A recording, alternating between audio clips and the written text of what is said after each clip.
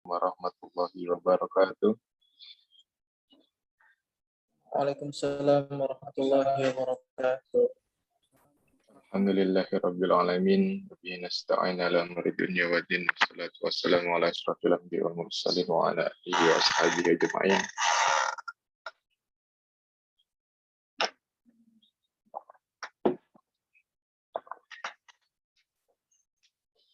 Israh li sadri wa yassir li amri wa hlul 'uqdatam min lisani yafqahu qawli, amma ba'd. Alhamdulillah pada siang hari ini kita bisa bertatap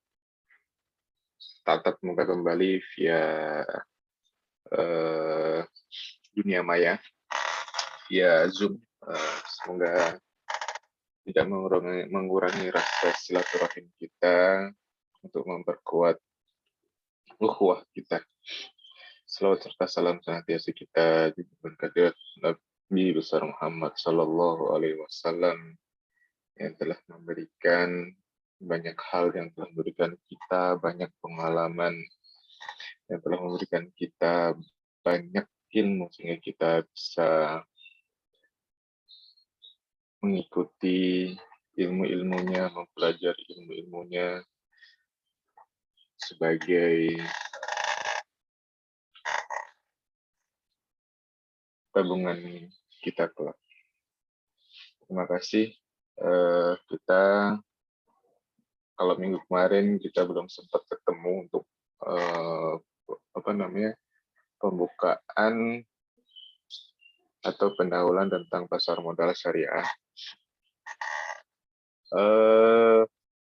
Untuk pasar modal syariah sendiri, sebenarnya saya ini dadakan. Maksudnya dadakan itu sebelumnya kan bukan saya dosennya, tiba-tiba di detik-detik injury time saya dikasih jadwal untuk menjadi pengampu dosen pasar modal. Makanya saya kaget juga minggu kemarin itu. Tapi alhamdulillah minggu kemarin kan ada seminar, jadi ya nggak terlalu kaget juga lah.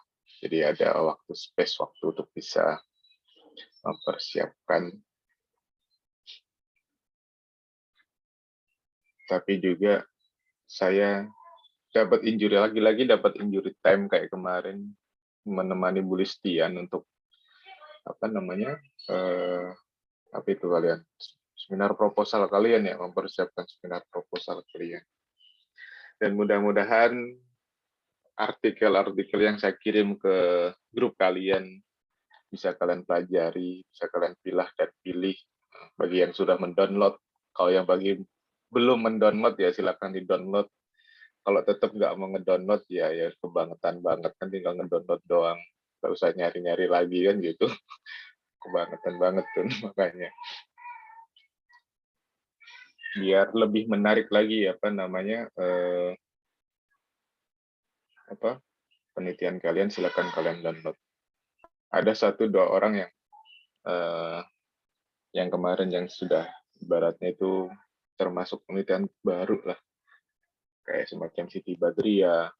Habis itu kemarin ada beberapa yang ternyata ada yang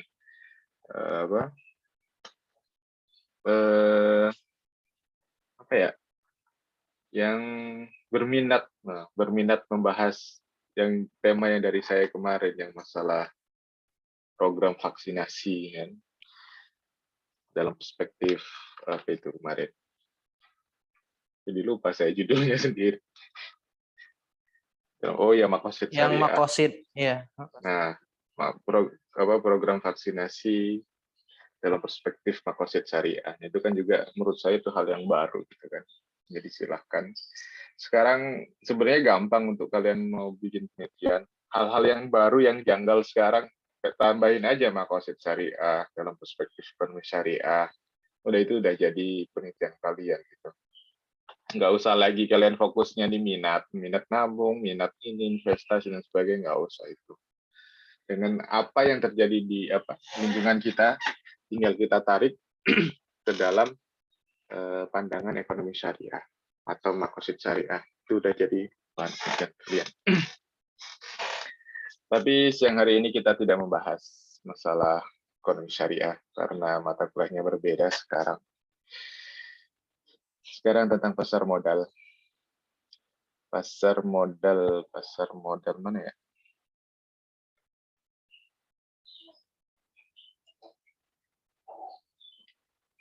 Pasar modal. Kelihatan nggak? Kelihatan. Nah, pasar modal. Oke, nah kita pertama sih pengertian pasar modal. Pengertian pasar modal secara umum suatu tempat bertemunya para penjual emiten dan pembeli investor untuk melakukan transaksi dalam rangka memperoleh modal. Nah, pasar modal ini salah satu bentuk cara perusahaan untuk bisa menambah modalnya. Jadi dia untuk mengekspansi perusahaan tidak harus dengan uang pribadinya atau tidak harus dengan uang pinjamannya, tapi dari uang para investor. Salah satunya adalah dengan pasar modal. Kalau dengan uang hutang dari bank itu dia butuh atau misalnya dia akan stres atau pusing bagaimana cara mengembalikannya. Tapi kalau misalnya dia pasar modal, ini butuh waktu atau misalnya jangka panjang. Kalau bank itu jangka pendek, kalau pasar modal itu jangka panjang. Apalagi statusnya investor kan, dia nggak dengan mudah mengambil uangnya seperti itu. Jadi ada sistem atau ada peraturan-peraturan yang mana dia tidak bisa. Kalau misalnya butuh, saya mau ngambil modal saya enggak seperti itu. Tapi di pasar modal ini modal yang sudah dimasukkan pertama kali pas pertama kali IPO, bahasanya kalau dalam saham itu IPO. Jadi pertama kali menerbitkan saham atau menjual sahamnya ke publik itu namanya IPO. Nah, itu modal yang tadi itu bisa diperjualbelikan. Ibaratnya kepemilikan saham yang ada di perusahaan yang lain itu bisa diperjualbelikan. Jadi modal yang sudah masuk ke perusahaan itu dia ya udah nggak kemana-mana lagi gitu. Cuma yang yang beralih itu hanya kepemilikannya aja. Jadi uang yang misalnya pas waktu IPO, waktu penerbitan saham buat publik, penjualan saham buat publik itu dijual 30% atau sampai 40%, terus dia mendapatkan uang sebesar 1 triliun. Nah, itu uangnya itu perusahaan itu dapat uangnya, tapi yang berpindah tangan atau berpindah kepemilikan itu hanya sertifikat kepemilikannya saja. Misalnya Dudung beli 1 juta, habis itu Hamzah beli 100 juta. Nah, itu yang diperjualbelikan. Kalau misalnya perusahaan itu bagus, maka yang tadi kita beli 100 juta itu harganya bisa naik 2 kali lipat, bisa sampai 200 juta kalau kita jual kepemilikannya tadi. Seperti itu. Beda dengan tanah. Kalau tanah itu nggak melihat kinerja atau baik buruknya tanah itu. Kalau tanah itu tiap tahun pasti naik, nggak bakal turun itu. Kecuali kalau tanah itu misalnya longsor dan sebagainya, nah itu baru turun. Tapi kalau tanahnya itu biasa, habis itu apalagi tanahnya dekat kota, itu pasti tiap tahun akan naik. Tapi kalau perusahaan saham yang ada perusahaan itu lihat dari kinerja perusahaan. Semakin baik kinerja perusahaan tersebut, maka semakin tinggi harga saham tersebut. Seperti itu. Jadi di pasar modal ini mempertemukan para penjual atau para perusahaan yang punya perusahaan tersebut untuk mendapatkan modal perusahaan. Ibaratnya seperti ini, dia pengen balik modal atau pengen punya untung, dia itu biasanya langsung dijual saham.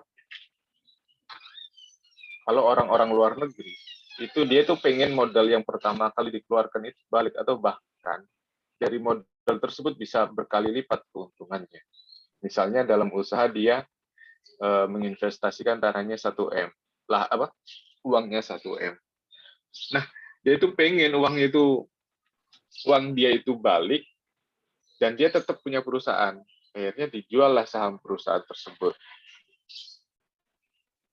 Jadi uangnya kan balik di situ. Dan itu bisa dibuat buat yang punya atau bisa buat pengembangan. seperti itu. Beda sama orang Indonesia. Orang Indonesia itu nggak mau dia ngejual saham. Maunya itu dia megang sendiri saja. Jadi pengennya itu dia kaya sendiri gitu. Padahal dengan menjual saham bukan hanya dia aja yang kaya, tapi banyak orang yang terbantu untuk menjadi kaya. Itu bedanya pengusaha dalam negeri sama luar negeri. Nah, terus selanjutnya instrumen pasar modal. Nah, biasanya kalau misalnya kita di Bursa Efek Indonesia, instrumennya itu ada stok atau saham. Nah, kalau kita biasanya ngomong stok, nah, stoknya ada nggak? Kalau misalnya kita beli online, ada nggak stoknya? Stok reading nggak? Kan seperti itu. Nah, kalau bahasa di pasar modal, stok itu namanya saham. Dalam struktur permodalan, PT, pembagian modal menurut undang-undang terdiri dari modal dasar, modal ditempatkan, modal disetor, saham. Ini saham, tulisannya saham portable. Jadi yang pertama adalah modal dasar. Jadi modal dasar itu adalah modal yang pertama kali diinvestasikan. Jadi ketika kita pertama kali melakukan usaha, yaitulah saham, modal dasar kita. Modal dasar kita. Nah, inilah ibaratnya cikal bakal apakah perusahaan itu nanti bisa menjadi lebih besar atau malah gulung tikar. Itu tergantung kinerja dari manajemen perusahaan tersebut. Itu modal dasar. Jadi modal pertama kali. Selanjutnya modal ditempatkan, itu modal yang sudah dijual dan besarnya dari modal dasar. Jadi modal yang ditempatkan itu modal yang didapatkan dari saham yang dijual di pasar modal tadi. Jadi ketika kayaknya bagus nih, sudah mulai ibaratnya kayaknya kita butuh modal lebih besar lagi gitu kan, karena kinerjanya baik dan kita butuh modal besar lagi dan tidak mau mengandalkan hutang, akhirnya dijual lah sekitar 25%. Biasanya kalau misalnya yang punya perusahaan itu tidak mau dia, kalau misalnya nggak mau ngelepas itu maksimal saham yang dijual itu 49%. Jadi 50+1. Jadi si punya perusahaan itu tetap punya kendali untuk mengontrol perusahaan tersebut. Nah, itu modal yang ditempatkan. Jadi ada modal yang dijual atau modal yang dikerjasamakan, itu adalah modal ditempatkan. Biasanya kita bisa lihat struktur ini di laporan keuangan, yaitu di laba rugi di struktur perubahan modalnya situ. Terus modal di store. Nah, modal di store itu modal yang di store sebesar 50%. Nah, modal di store. Jadi kalau kita bikin perusahaan atau mendaftarkan PT, itu kan ada legalitasnya. Biasanya itu ada di mana? Akte pendirian PT. Akte pendirian PT itu misalnya dituliskan itu harus ada dana 1M. Tapi yang di store biasanya bukan 1M, biasanya 50% atau bahkan 10% gitu. Jadi benar di aktenya itu terbilangnya 1M persyaratannya, tapi yang disetor 100 berapa sekian persen gitu kan. Ada bisa 20%, 30%, bahkan 50% dari kebijakan yang diatur di perundang-undangannya. Saham portable yaitu modal yang masih dalam bentuk saham yang belum dijual, atau modal dasar atau modal yang ditempatkan. Jadi dia sisa saham yang ibaratnya yang sudah, maksudnya ya bisa diperjualbelikan lagi gitu. Misalnya tadi kan 100%, yang dijual cuma 25%. Berarti itu ada 24% lagi saham yang bisa dijual, yang maksudnya standby untuk dijual. Jadi yang saham itu kalau ketika kita pengen punya kontrol, punya kendali di perusahaan tersebut, itu saham kita harus 51%. Nah, berarti kalau anggap aja kalau patokannya itu 51%, berarti dari 25%, sisanya adalah 24% saham yang siap atau saham yang suatu saat bisa dijual kembali. Seperti itu. Selanjutnya, instrumen pasar modal stok jenis-jenis saham ditinjau dari beberapa segi, antara lain dari segi cara peralihan. Saham atas unjuk, saham atas nama. Saham atas unjuk adalah saham yang tidak mempunyai nama, tidak tertulis nama pemilik, mudah untuk dialihkan kepada pihak lain. Nah, ini mungkin terjadi pada zaman dahulu ya. Jadi kalau kita mau beli saham, ibaratnya nggak nggak nggak kayak sekarang real time gitu kan. Kita beli sekarang, besok sertifikatnya udah pakai atas nama kita gitu. Tapi kalau misalnya dulu pada zaman dahulu itu nggak bisa langsung real time seperti itu, nggak bisa. Jadi butuh waktu untuk berubah gitu kan. Makanya pada waktu zaman dahulu itu namanya saham itu jarang tertulis nama, kecuali para investor itu benar-benar membeli saham itu untuk jangka panjang. Jadi nggak jual bulanan, nggak jual mingguan, atau bahkan nggak jual harian gitu kan. Kalau jual misalnya, oh saya mau investasi di sini 5 tahun ke depan atau 10 tahun ke depan, baru itu bisa ditulis atas namanya, atas nama pemiliknya. Tapi karena dia buat spekulasi juga, jadi kalau naik kita jual, kalau turun kita beli kan, biasanya seperti itu. Nah, itu sahamnya nggak dikasih nama. Nah, namanya ada saham unjuk. Itu terjadinya pada zaman dahulu. Kalau sekarang semuanya saham itu pasti tertulis. Apalagi sekarang udah zamannya teknologi. Kita beli sekarang, sore gitu udah sertifikatnya udah dikirim ke email kita. Bahwa misalnya Madudung telah membeli saham Astra sebesar berapa lot dengan berapa lembar saham yang dibeli sama Dudung. Nah, itu saham atas nama dan itu dialihkan kepada pihak lain terus syarat dan tertentu. Nah, ini kalau yang saham atas nama sekarang mudah dialihkan. Sekarang kita jual di online. Sekarang kan kalau kalian pernah punya akun di mana? Di MNC yang di kampus itu. Nah, kalau kalian pernah nyoba itu pasti beli sekarang atas nama kita. Tapi kalau besok kita jual, itu udah beda lagi namanya. Jadi sertifikat kepemilikan atas saham tersebut sudah bisa berubah sesuai dengan teknologi yang canggih lah sekarang seperti itu. Dari segi hak tagih, jadi macam-macam saham. Dari segi hak tagih itu saham biasa. Saham biasa itu hak untuk memperoleh dividen akan didahulukan kepada saham preferen. Itu pula dengan terhadap harta bila perusahaan dilikuidasi. Nah, saham preferen merupakan saham yang memperoleh hak utama dalam dividen dan harta apabila pada saat perusahaan dilikuidasi. Jadi saham biasa sama saham preferen itu kalau dalam pembedaannya dalam hak tagih. Kalau misalnya itu bangkrut, gitu kan?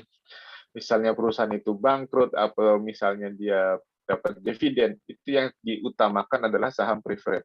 Karena saham preferen ini dia ibaratnya jenisnya itu sifatnya udah kayak utang piutang gitu. Jadi harus diutamakan dulu saham preferen. Tapi kalau saham biasa, ini saham-saham itu terakhir-terakhir. Jadi kalau misalnya itu sisa-sisanya, baru dia dapat, misalnya kalau pembagian saham, ya pasti yang saham biasa itu perhitungannya ia dapat sesuai dengan yang dibagikan, tapi terakhir ngitungnya nanti. Jadi maksudnya pembagiannya juga terakhir. Tapi kalau saham preferen itu yang didahulukan. Jadi itu ada saham khusus di situ. Jadi ada saham biasa, ada saham khusus. Namanya itu saham preferen. Jadi itu biasanya saham-saham yang jangka pendek untuk yang saham preferen. Jadi kalau biasanya dia udah mentok, gitu kan, udah jual saham juga nggak bisa dan sebagainya. Akhirnya dia menerbitkan saham preferred. Jadi saham yang khusus dikeluarkan bagi investor-investor tertentu biar dia mau menginvestasikan hartanya.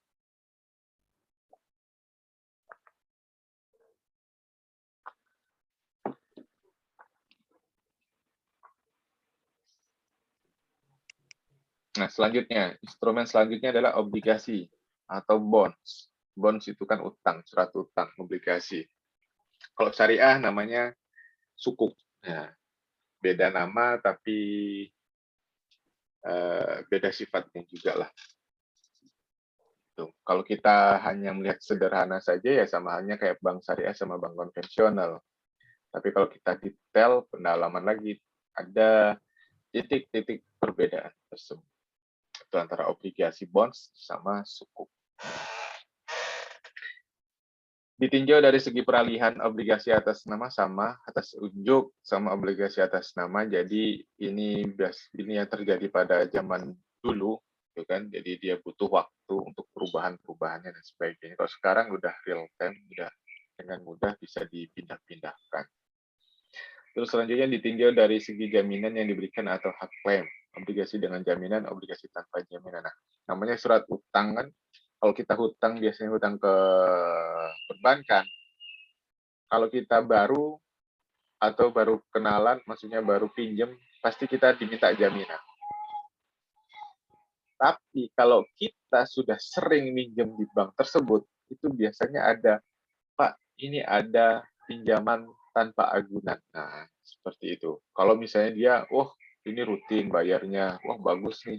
Itu nanti bank itu dengan sendiri akan menawarkan, Pak, kami ada pinjaman dengan plafon sekian M, misalnya tanpa jaminan. Nah, itu biasanya seperti itu. Sama halnya dengan obligasi.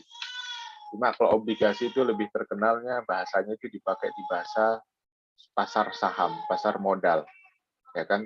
Tapi kalau kita pinjam ke bank, itu namanya utang bank. Cuma beda istilah aja, tapi karakteristiknya sama. Gitu. Terus selanjutnya adalah ditinjau dari segi cara penetapan dan pembayaran bunga dan pokok. Pertama adalah obligasi dengan bunga tetap, obligasi dengan bunga tidak tetap, obligasi tanpa bunga. Nah ini, ini sama aja, obligasi itu kan surat utang. Nah surat utang sama, kayak kita minjem di bank juga. Ada yang bunganya tetap, ada yang bunganya tidak tetap, ada yang tanpa bunga. Kalau bunganya tetap ini biasanya ada di sistemnya bunganya tetap bisa di bank syariah juga ada, maksudnya bagi hasil yang tetap flat. Nah, bahasanya kan flat gitu kan. Pokoknya bagi hasilnya sekian, flat. Ada di bank syariah juga ada, di konvensional juga ada. Jadi bunganya flat. Jadi kita misalnya bunganya 3% sampai akhir, ya udah 3% aja sampai akhir. Seperti itu. Tapi hal-hal itu jarang. Kebanyakan yang flat-flat itu biasanya antar negara tuh. Nah itu baru misalnya bunganya 1% atau 3% flat sampai 50 tahun. Nah, seperti itu. Itu biasanya antar negara biasanya itu. Obligasi dengan bunga tidak tetap. Nah, dengan tidak tetap ini yang terjadi di bank konvensional. Nah, misalnya bulan ini 5%, bulan depan belum tentu 5%. Ini ada 5,2, 5,5, atau bahkan 6% yang gitu, tergantung tingkat inflasinya. Makanya bunga mengikuti inflasi. Semakin tinggi inflasi, maka semakin tinggi pula bunganya. Semakin rendah inflasi, semakin rendah pula bunganya. Tapi kadang di bank itu ketika inflasi naik, dia ikut naik, tapi ketika inflasi turun, dia susah untuk menurunkan bunganya. Nah, itu hebatnya perbankan di Indonesia. Dia nggak main fair, dia nggak mau fair. Ketika tuh bunganya turun, dia nggak mau turun. Tapi ketika naik, dia cepet-cepet naik. Besok naik. Nah, kalau turun nanti dulu, kita lihat dulu seminggu atau sebulan lagi baru turun. Karena itu jeleknya perbankan konvensional di Indonesia seperti itu. Kalau di luar negeri saya nggak kurang tahu kalau di luar negeri. Karena saya belum pernah nabung di luar negeri. Terus obligasi tanpa bunga. Nah, obligasi tanpa bunga ini biasanya itu dia dari lembaga-lembaga yang sifatnya filantropi, lembaga-lembaga sosial, itu biasanya tanpa bunga. Jadi kalau misalnya apa namanya kayak bantuan dari lembaga sosial tentang dari Amerika itu biasanya itu kadang kan tanpa bunga. Gitu. Jadi buat apa pembangunan atau buat kesehatan biasanya tentang intinya buat sosial juga biasanya. Kalau misalnya buat kesehatan, terus buat masalah-masalah alam, itu biasanya tanpa bunga ya. Dipinjemin dulu, habis itu silahkan kerjakan, dikelola, nanti kalau sudah punya uang silahkan dibalikin. Kenapa Pak Zakaria angkat tangan? Silahkan mau tanya.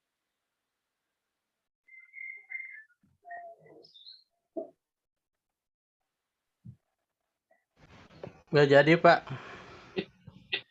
Kamu. Oke, saya lanjut.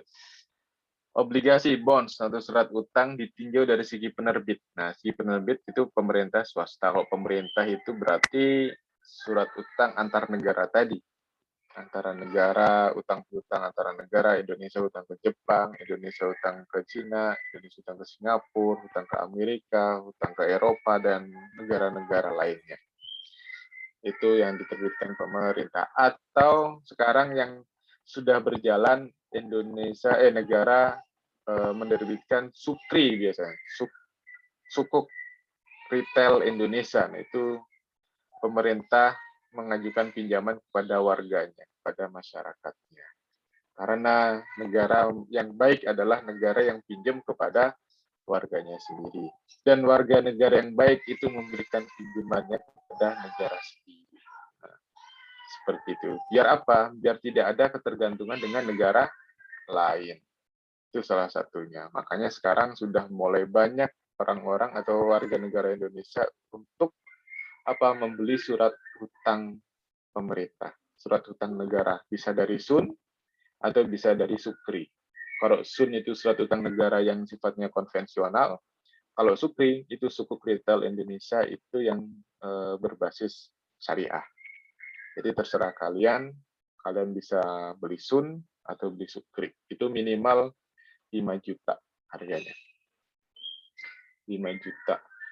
Sebenarnya harga satu lembarnya itu 1 juta, tapi minimal pembeliannya adalah 5 juta. Biar nggak terlalu pusing juga lah.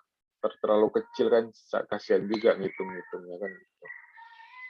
Alhamdulillah setiap ada Sun atau Sukri itu minat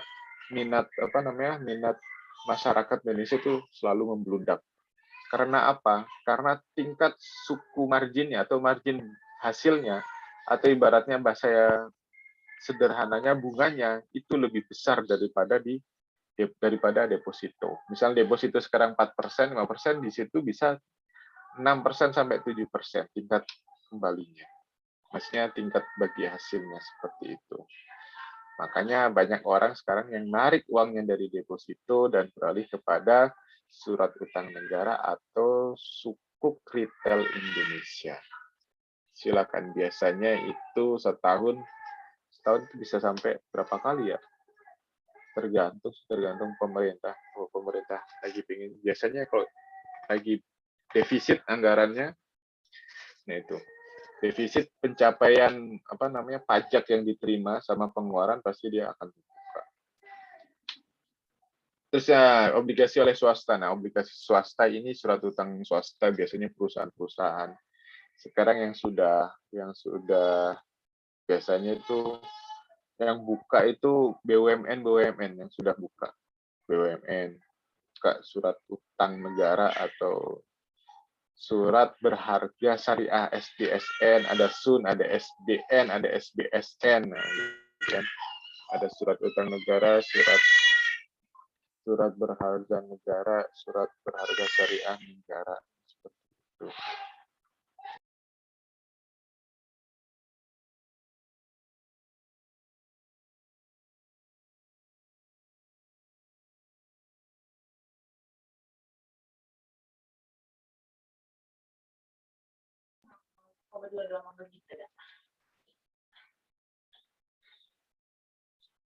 Oke, selanjutnya adalah tadi swasta. Maksudnya swasta lebih ke perusahaan-perusahaan. Jadi perusahaan-perusahaan, entah itu BUMN atau perusahaan-perusahaan selain BUMN yang lainnya kan gitu, bisa menerbitkan surat utang perusahaan tersebut.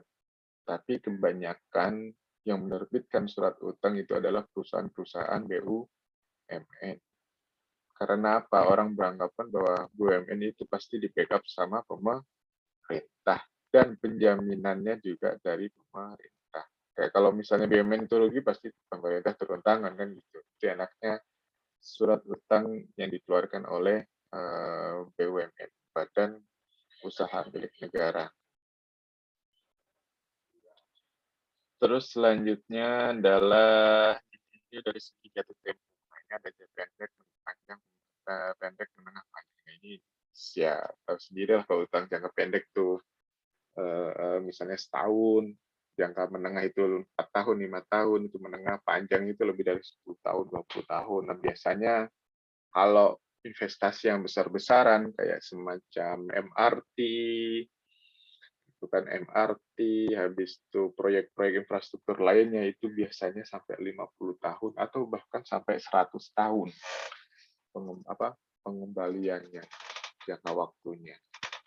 Nah, perbedaannya kalau misalnya hutang pemerintah itu ada jedanya. Misalnya sekarang uangnya cair, nanti itu nunggu masa berapa tahun baru nyicil.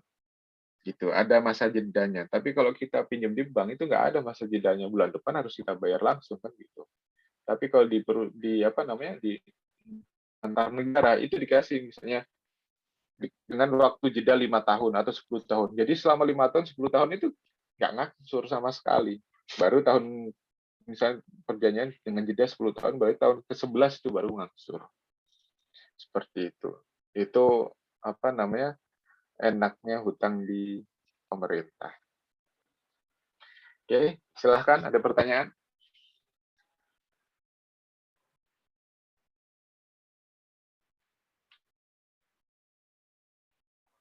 Silakan nanya.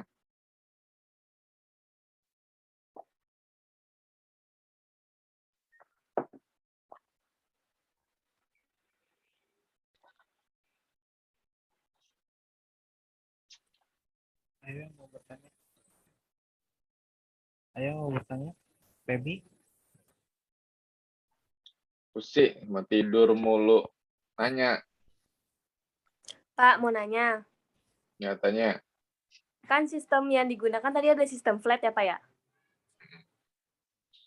Nah, kalau misalnya ininya apa? Ada 3%, terus bunganya 3%, terus kalau misalnya dia nggak bayar, nunggak, terus gimana, Pak? Kena ini nggak kena bunga nggak, Pak? Kena apa kena denda gitu? Ya kena denda lah pasti. Oh. Pastinya kena denda. Makanya biasanya kalau orang hutang itu biasanya dibayar itu dipilih dulu.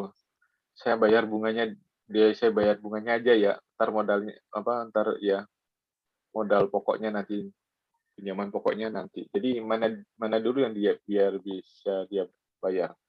Entah itu negara juga atau hutang kita individu, pasti seperti itu. Kalau kita, wah ternyata uang kita mepet, kita bayar pokoknya dulu ya, atau kita bayar bunganya dulu ya, seperti itu. Sama, negara juga kadang seperti itu. Ketika kebutuhan di Indonesia itu sangat tinggi, nah, pemerintah biasanya nego, saya bayar bunganya dulu ya, untuk pokoknya nanti. Nah, seperti itu. Itu diperbolehkan. Tapi jangan, Tapi sama aja kayak riba dong, Pak, kalau ada dendanya. Kamu itu denda dibilang riba. Kapan denda dibilang riba? Denda itu dalam Al-Quran itu sudah dijelaskan. Kalau orang itu baik akan mendapatkan pahala, tapi kalau orang itu meninggalkan pasti dapat dosa. Nah itu yang dikiaskan jadi denda. Kalau semua orang itu ini denda riba lah, terus orang nggak ngerjain sholat, nggak dibiarin dong. Nah, itu salah satunya karena misalnya gini, sholat ditinggalkan, kan dapat itu kan, dapat dosa kan, masuk neraka. Itulah yang dikiaskan untuk menjadi dendanya, seperti itu. Jadi ada reward, ada punishment-nya, ada penghargaan, dan ada hukumannya. Sama, kalau kita rajin ibadah, kita dapat penghargaan, yaitu pahala. Tapi kalau misalnya kita itu nggak rajin ibadahnya atau bolong, itu kita dapat apa? Dapat hukuman, yaitu dapat dosa nanti di neraka. Cuma dendanya sekarang kita nggak ngalamin. Mungkin waktu meninggal nanti baru kita nerima dendanya, cemplungin, jebret. Seperti itu. Nah sekarang kalau misalnya nih nggak ada denda, terus kamu seenaknya biarin aja, bodo amatnya, Bank Syariah bisa gulung tikar kalau kayak gitu ceritanya. Gitu loh. Jadi denda itu nggak masuk riba. Denda itu adalah salah satu konsekuensi dari kita yang kita menunggak. Karena apa? Karena moral kita, karena perilaku kita apa ya buruk tadi. Kita sudah minjem tapi kita tidak mau mengembalikan. Kita sudah minjem tapi kita tidak sesuai dengan aturan. Nah, itu kan berarti kan perilaku kita yang buruk. Allah aja memberikan, kalau kamu meninggalkan sholat atau ketika kamu berbuat jahat, pasti nanti dapat hukuman. Yaitu maksudnya dendanya itu adalah hukumannya tadi. Jadi konteksnya bukan di dendanya, tapi adalah di hukumannya. Entah itu hukumannya berupa denda, atau hukumannya berupa nyapu-nyapu gitu kan, nyapuin jalan, atau hukuman yang lain. Jadi konteksnya itu kita harus menaik konteksnya itu lebih ke hukuman. Denda itu hukuman buat kita.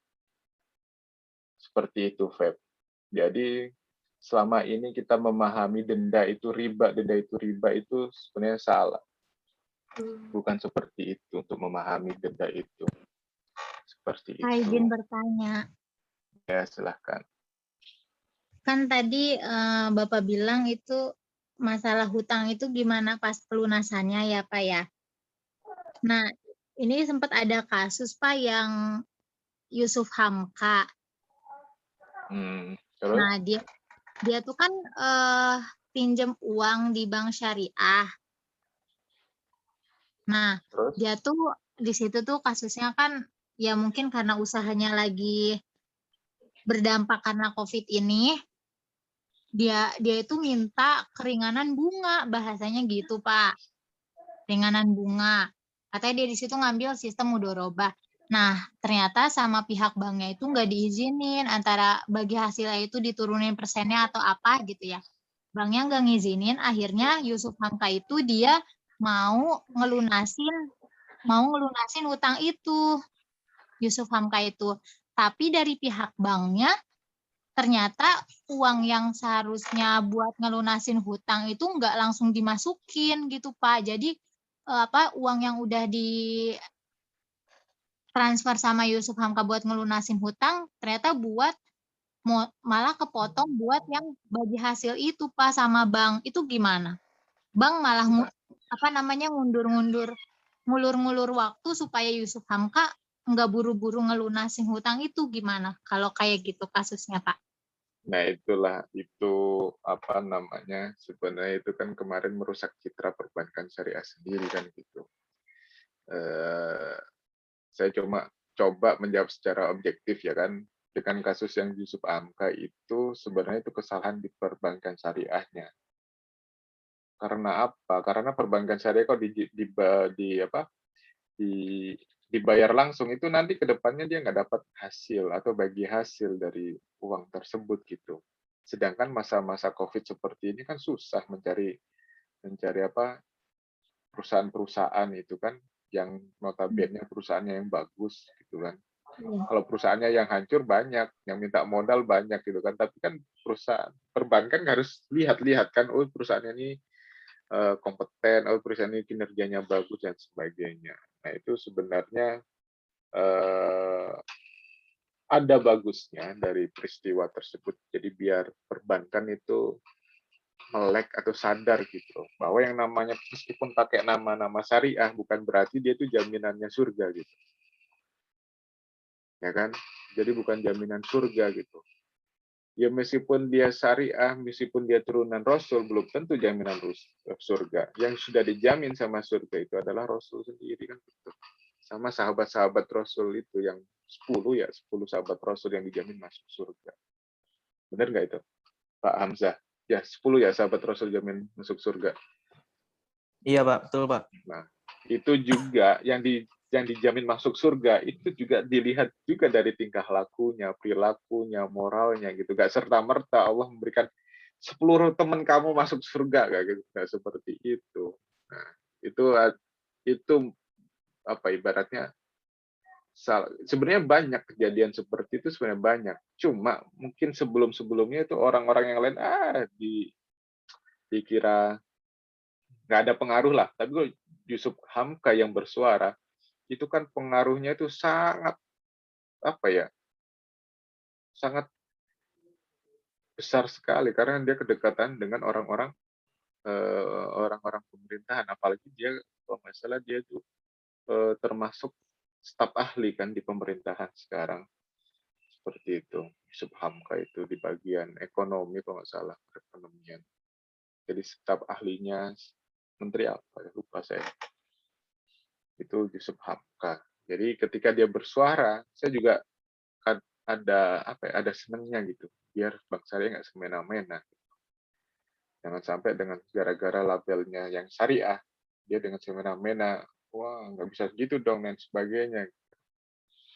Kurang lebih seperti itu sebenarnya dari apa ya, buat perbaikan lah, buat perbankan syariah. Emang yang salah kalau menurut saya itu perbankan syariah. Soalnya kita mau bayar tapi kenapa dia nggak mau, kan lucu. Toh dia juga membayar dendanya gitu, kecuali kalau dia nggak membayar dendanya kan, nggak membayar penaltinya baru. Itu dari segi nasabah itu sudah menunjukkan moral yang bagus, tapi dari segi perusahaan itu malah bisa merusak reputasi perbankan syariah. Seperti itu, Ai. Ya, terima kasih Pak. Berarti emang dari perbankannya ya Pak? Iya, betul dari pihak perbankan. Terima kasih Entah Pak. itu perbankannya atau oknumnya ya, saya. Oh iya. Pokoknya pihak itulah, anggap aja pihak perbankan. Nah, itu. Mudah-mudahan nggak semua perbankan seperti itu. Tapi kebanyakan emang seperti itu. Nah, repot juga gitu kan. Ya, terima kasih Pak. Ya. Silakan, ada pertanyaan yang lain?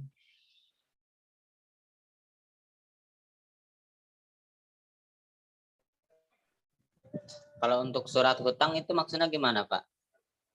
Dijual Surat belikan hutang. Iya. Surat hutang itu diperjualbelikan. Maksudnya berjualbelikan itu surat ini negara punya, sebenarnya dia itu sebenarnya hutang yang punya sertifikat gitu aja lah. Bahasa kasarnya. Jadi kalau apa namanya, kamu minjem ke teman kamu, jarang kan ada sertifikatnya kan. Itu juga diinget-inget, kadang lu juga lupa atau pura-pura lupa kan gitu. Tapi kalau yang surat hutang itu dia ada sertifikatnya atas nama kamu dengan besaran sekian kan seperti itu. Dan surat itu bisa dijual, bisa dialihkan.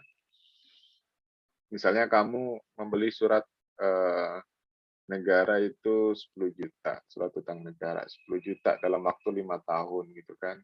Habis itu kamu butuh gitu kan, habis itu kamu butuh duit, pengen gadein atau pengen ngejual. Biasanya itu bisa dijual di pasar sekunder. Nah, pasar sekunder itu pasar kedua yang kayak semacam pasar modal seperti itu. Dijual belikan. Kalau misalnya bagus kinerjanya, kamu bisa mendapatkan modal lebih dari modal kamu. Misalkan beli 10 juta bisa 12, 13, tergantung kinerja dari perusahaan tersebut. Itu. Tapi syukur-syukur dapat BEP-nya aja udah bagus gitu kan. Karena itu kan jangka pendek kan. Kecuali kalau misalnya jangkanya panjang sampai 20 tahun, 50 tahun, itu mungkin kamu bisa dapatkan lebih dari modal kamu kan. Tapi kalau cuma 5 tahun, itu untuk mendapatkan lebih itu sangat susah. tapi itu bisa digadaikan atau bisa dijual belikan. Seperti itu surat utang. Makanya kalian sering baca-baca lah, baca-baca info, misalnya negara mau menerbitkan surat utang negara atau surat berharga negara atau surat berharga syariah negara atau sukuk retail Indonesia. Nah, itu kamu beli aja. Minimal 5 juta. Minimal 5 juta. Biar bisa buat bangga lah. Sekarang itu harus bisa bikin jadi viral kan lah. Jadi gaya hidup. Kalau kita bisa memberikan hutang kepada negara itu gaya hidup kita. Ya, jadikanlah gaya hidup itu. Kalau di luar negeri kan kayak Jepang, kayak Amerika itu kan dia hutangnya kepada masyarakatnya gitu kan. Kayak Jepang, Cina itu kan dia hutangnya pada warganya. Meskipun hutangnya itu lebih besar daripada pendapatan atau tingkat hutangnya. Kalau Indonesia kan hutangnya itu ibaratnya udah mendekati 60% kan. Nah, di Jepang, Amerika lebih dari 10% atau bahkan 200%. Tapi kalau dia baik-baik aja ya karena dia hutangnya kepada masyarakatnya gitu. Jadi dia nggak terombang-ambing dengan kebijakan ekonomi di negara yang lain. Seperti itu. Itu kehebatan dari hutang dengan warganya sendiri. Gitu. Tapi sekarang jarang kan orang Indonesia yang kaya itu memberikan hutang pada negaranya. Misalnya mencemooh aja kan, negara hutang mulu, tapi dia ketika negara memberikan opsi siapa yang dananya mau dihutangin nggak mau juga kan, itu yang repot di Indonesia.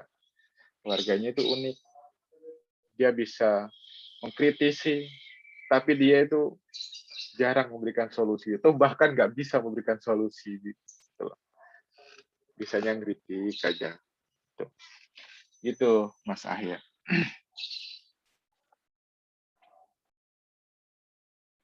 Silakan, ada yang lain? Resiko pemegang obligasi, Pak.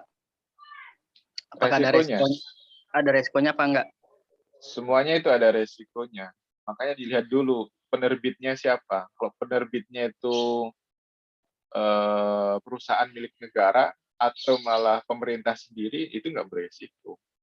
Karena dari pemerintah. Tapi kalau misalnya itu penerbitnya itu perusahaan swasta yang tidak ibaratnya nggak ada sangkut pautnya sama pemerintah, nah itu beresiko besar. Karena apa? Ya tahu sendiri kan perusahaan di Indonesia itu jarang yang profesional gitu kan. Ketika untung dia kabur, ketika rugi dia melas-melas. Biasanya perusahaan di Indonesia seperti itu. Nah, makanya kalau lebih aman belilah surat utang negara, itu lebih aman. Itu jangka waktunya 5 tahun. Jadi daripada sama kayak deposito kan, daripada kalian beri deposito, mending beri surat utang negara. Itu bagi hasilnya itu lebih besar daripada deposito. Itu yang terbaru kemarin kalau nggak salah itu bagi hasilnya itu 6,5%. Margin keuntungannya itu yang dibagikan itu 6%, 6,5% apa gitu. Sedangkan deposito paling 4%. Kan ada selisih 2%. Selisih 2% itu lumayan gede kan. Ibaratnya kalau kamu itu investasinya di situ 1M, otomatis bulannya bisa dapat 6 juta, 6 juta setengah. Tapi kalau deposito cuma paling 4 juta. Kan lumayan ada selisih 2 jutaan. Bisa buat beli es cendol kan, cilok. Udah lumayan tuh 2 juta. Gitu, Mas. Berarti nanti uang kita angus, Pak, kalau si pihak perusahaannya kabur atau gimana gitu. Ya hangus. Ya hangus. Ya nggak hangus sih, tapi nanti kalau dilikuidasi kan belum tentu nanti dia aset perusahaan tersebut itu sebesar yang dia pinjam dan yang dia pinjam kan gitu. Makanya nyarinya kalau mau surat utang, carilah yang itu dengan pemerintah. Maksudnya perusahaan-perusahaan pemerintah atau bahkan pemerintah sendiri. Gitu loh. Kalau pemerintah kan namanya surat utang negara, surat berharga negara, surat berharga syariah negara, atau sukuk retail Indonesia. Itu suratnya itu langsung negara yang pinjam. Itu Mas. Kalau kamu ada dana silakan. gitu. Uang kita balik kalau misalnya dia kabur atau rugi, tapi butuh waktu lama, butuh sidang, butuh penjualan dan lain sebagainya. Ini butuh waktu lama, nggak cukup waktu setahun 2 tahun itu untuk apa? Untuk memproses itu gitu. Nah, balik sih balik. Dan juga baliknya belum tentu dengan apa yang kita keluarkan. Misalnya kita keluarin 5 juta, belum tentu kita dapat 5 juta. Mungkin dapatnya 3 juta atau bahkan 2 juta kan gitu. Karena kan banyak, bukan kita aja gitu yang memberi pinjaman misalnya. Seperti itu. Gitu Mas.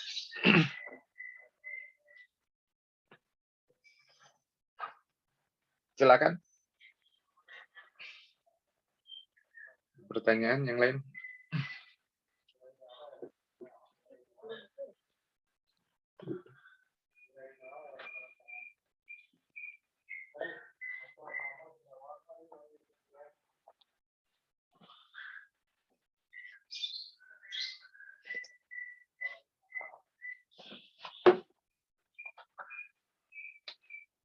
Ya, silakan yang mau tanya.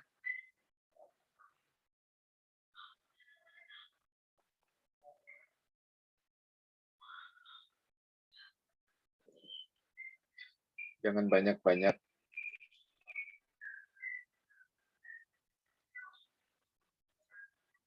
Sedikit-sedikit saja, tapi kalian paham.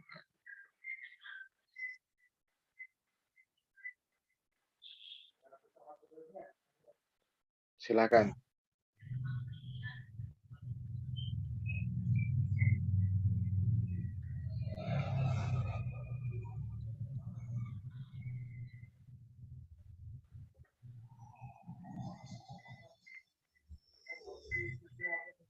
Udah cukup.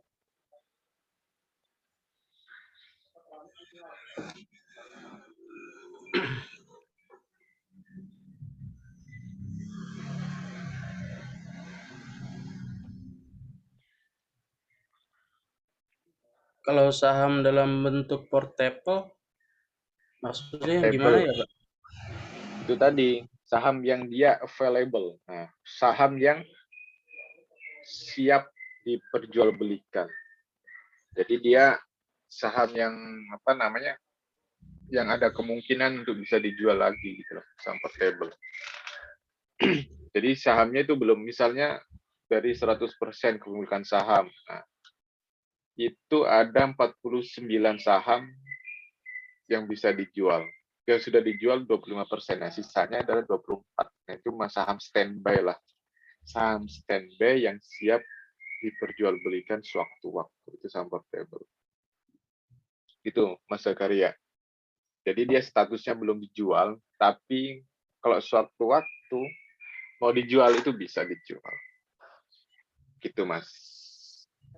Itu biasanya kebijakan perusahaannya. Misalnya kita jual, misalnya kita nanti jual saham kita 30%. Terus yang dijual di pasar 10% dulu, berarti sisanya berapa? 20%. Nah, itu yang 20% itu jadi saham portable. Atau saham yang standby untuk bisa dijual dengan sewaktu-waktu. Seperti itu. Itu Pak Zakaria. Oke, Pak. Terima kasih.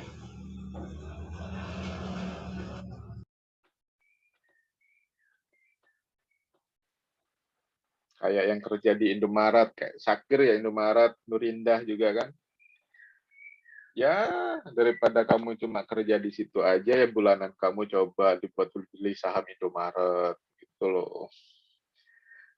Nanti jadi dari karyawan jadi bos besar Indomaret. Nah, gitu nyicil aja 1 juta, kita pulang 1 juta, 1 juta, 1 juta. Bukan hanya di Indomaret ya tempat kalian kerja lah. Kalau kalian kerja di perusahaan-perusahaan itu, usahakan beli sahamnya. Sebulan 1 juta, 1 juta, 1 juta, 1 juta kan gitu, otomatis nama kamu nanti tertulis termaktub di Lahul Mahfuz, termaktub di apa namanya di data perusahaan nanti. Wah, ternyata ini karyawan saya jadi pemilik saham ini kan gitu. Biar ada deh cerita kayak gitu di Indonesia. Kayak gitu kan ceritanya dari luar aja. Tapi karyawan besi sahamnya, beli saham perusahaan biar kerja. Di Indonesia belum ada seperti itu. Cobalah dari kalian gitu kan. Kalian kerja di perusahaan itu, kalian belilah saham-saham perusahaan itu. Kan kalian yang kerja kan di perusahaan itu pasti kalian tahu, wah perusahaan ini bagus nih, penjualannya bagus, belilah sahamnya. Kalau di luar negeri, perusahaannya itu membagikan berapa persen gitu buat karyawannya. Nah, jadi apa tujuannya? Biar karyawan itu mempunyai rasa kepemilikan atas perusahaan tersebut. Kalau di Indonesia nggak ada. Yang ada di perusahaan luar negeri. Setiap karyawannya itu punya saham di perusahaan tersebut. Jadi selain dia mendapatkan gaji, nanti dia mendapatkan dividen atau bagi hasil setiap tahunnya dari kinerja perusahaan tersebut. Gitu. Nggak mungkin dong orang kita punya saham di situ, habis itu kita kerja malas-malasan. Nggak mungkin. Makanya pasti rajin tuh. Biar apa? Biar kita nanti dapat bonus. Tuh, itu yang membedakan perusahaan luar negeri, biasanya perusahaan Amerika seperti itu, sama perusahaan dalam negeri. Oke, ada pertanyaan?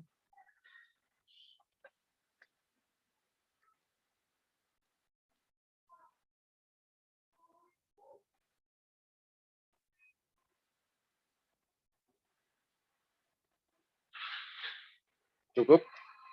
Pak mau nanya. Ya. Kan lagi rame ya utang negara kita tuh hampir 6 triliun. Nah, misalkan gagal bayar itu 6.000. gimana ya, Pak? Iya, tapi tulisannya tadi 6 triliun tadi pas baca-baca. 6 Berarti triliun mah gagal. kecil, utang negara 6 triliun. Maaf, Pak. Iya, begitu misalkan gagal bayar gimana, Pak? Apa? Gagal bayar? Iya, negaranya itu akan gimana? Ya kalau gagal bayar berarti itu.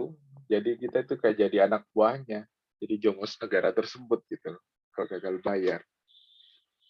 Tapi sekelas Indonesia itu nggak, kalau menurut saya itu nggak mungkin gagal bayar. Karena negara kita negara berkembang.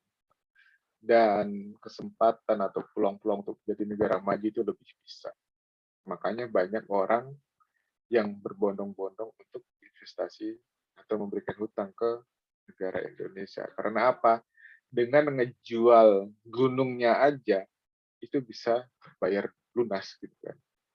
Gunung di Papua dijual itu udah lunas. Yang isinya tembaga, isinya emas, isinya kandungan konsentratnya itu timah dan lain sebagainya itu udah kebayar, Pak. Sebenarnya makanya kalau Indonesia utang 6.000 triliun itu sangat kecil sekali. Sedangkan potensinya banyak. Cuma, nah, itu yang lagi yang kemarin itu lagi viral di Mardigu siapa namanya? Mardigu yang sering nonton YouTube tuh Mardigu. Oh iya, lupa Pak, tapi ada channel YouTube-nya.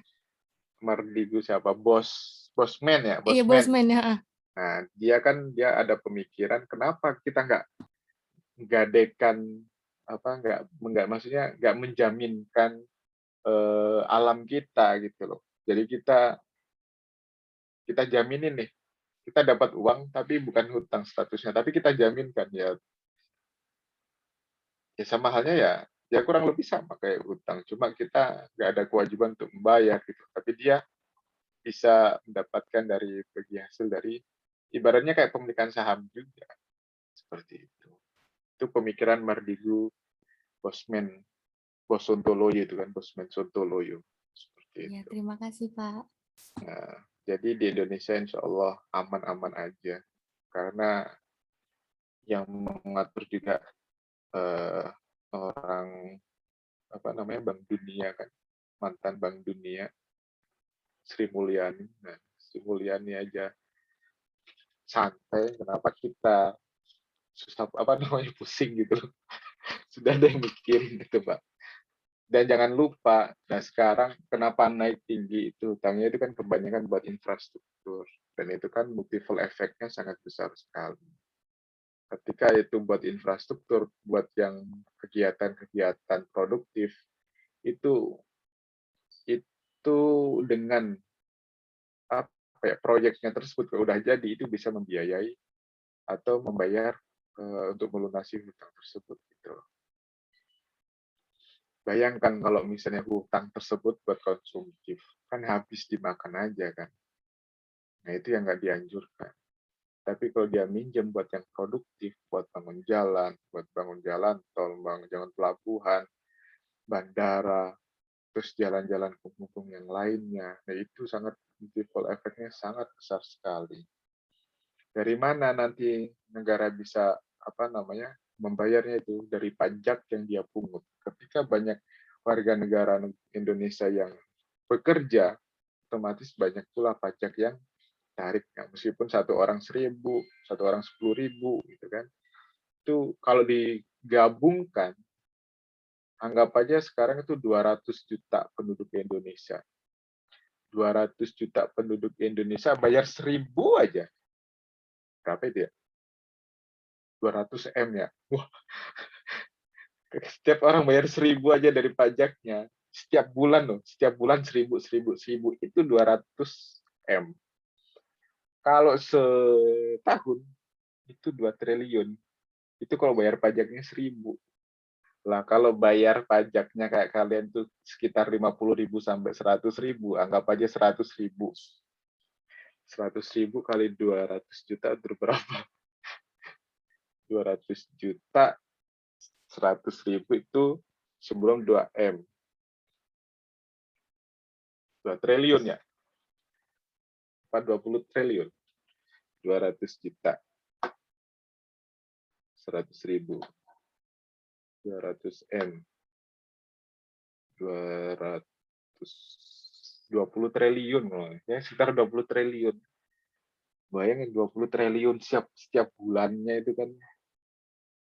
Kalau misalnya semuanya pada kerja, ya kebayar itu. Sedangkan itu kan utangnya jangka panjang. 20 triliun satu bulan. Satu tahunnya berapa? 200 triliun. 200 triliun kayak 10 tahun berapa? 2.000 triliun. Ya kebayar itu. Jadi sangat kecil sekali itu. Pak, Nah, mau itu kalau nanya. bayar. Ya, silakan. Kan kalau misalnya semua rakyat Indonesia bayar pajaknya nih, tapi pemerintah itu benar-benar disalurin nggak Pak buat negara? Gimana? Kan ada kasus kayak banyak banget orang korupsi kayak dari partainya, pokoknya banyak lah yang korupsi yang tahun ini yang saya tahu. Itu kalau misalnya orang pada bayar pajak, ternyata bakal negara apa gimana Pak? Apa benar-benar disalurkan untuk negara apa gimana? Bukan untuk negara. Iya, kan dia berpajak nih. Kan otomatis kan itu uang pajak kan buat negara. Nah, itu benar-benar disalurin sama pemerintahnya sendiri apa gimana? Ya uangnya masuk kas negara langsung. Nah, masalah pendistribusiannya, nah itu mungkin ada yang markup, yang tadi proyeknya 1 M jadi 2 M, 3 M gitu aja. Yang tadinya bisa jadi 2 proyek, ini jadi cuma 1 proyek. Seperti itu, Fed. Jadi untuk pendistribusiannya insya Allah sudah sesuai, tapi markup-nya ini yang berlebihan gitu loh. Jadi di markup yang tadinya proyeknya 5 M di markup jadi 10 M. Nah kan harusnya berarti kan untung kan 5 M itu dibagi-bagi, nah, itu korupsinya di situ. Iya, banyak banget yang korupsi. Nah, jadi itu kayak gimana sih dibilang sia-sia bayar pajak enggak juga, tapi kalau enggak bayar pajak ya gitu, negara pemerintah nyalahin warga rakyat jatuhnya. Ya, bukan nyalahin, ya intinya kerjasama gitu loh. Kalau warga juga pengen kesejahteraan infrastrukturnya terjamin, kesehatannya juga terjamin. Nah, negara juga ya, lu kan pengen jalan bagus, ya bayar dong pajaknya. Masa iya sebulan 50.000 aja nggak mau? Kan gitu. Sedangkan kamu kan jalan-jalan sama pacar kamu kan habislah 100.000, 200.000 semalam. Ini 50.000 sebulan. Kan gitu. Ya kan? Benar nggak, Feb? Oh, ya ngangguk. Enggak. Apaan orang saya ngangkat yang lain loh. Oh, kirain mengakui. Seperti itu. Jadi ya kalau saya lihat dari pajak-pajak kalian, kalau gaji kalian berapa? Ya misalnya UMR gitu kan. Ya paling yang bayarnya berapa gitu kan, 5.000, 10.000 kan gitu. Yang dipungut apa namanya? Itu kelihatan besar kan karena ini seluruh Indonesia. Seluruh Indonesia digabungkan jadi satu. Makanya besar jumlahnya. Terima kasih, Pak. Ya, sama-sama. Silahkan, ada pertanyaan. Ya, namanya korupsi kita nggak tahu. Tidak menutup kemungkinan nanti salah satu di antara kita yang jadi pejabat daerah, ya, pasti nanti dia juga nyari untung korupsi. Namanya orang kalau udah lihat uang kan matanya jadi hijau gitu kan, biru. Wah. Oke, yang lain?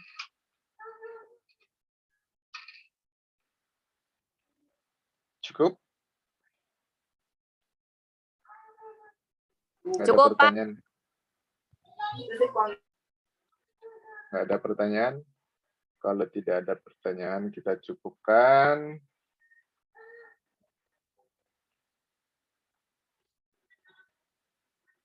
Semoga apa yang kita pelajari meskipun sedikit dapat manfaat bagi kita semuanya, bisa menjadi ladang ibadah kita.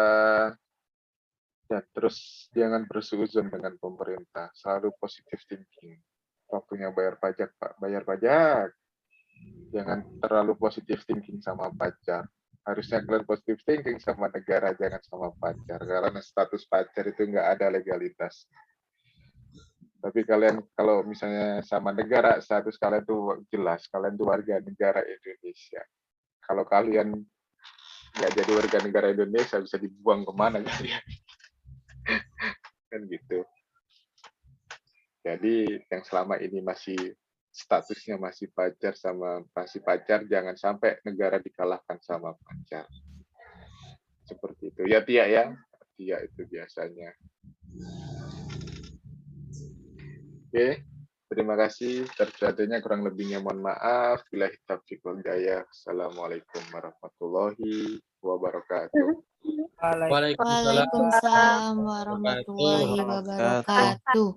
Terima kasih, Ya, Pak. sama-sama.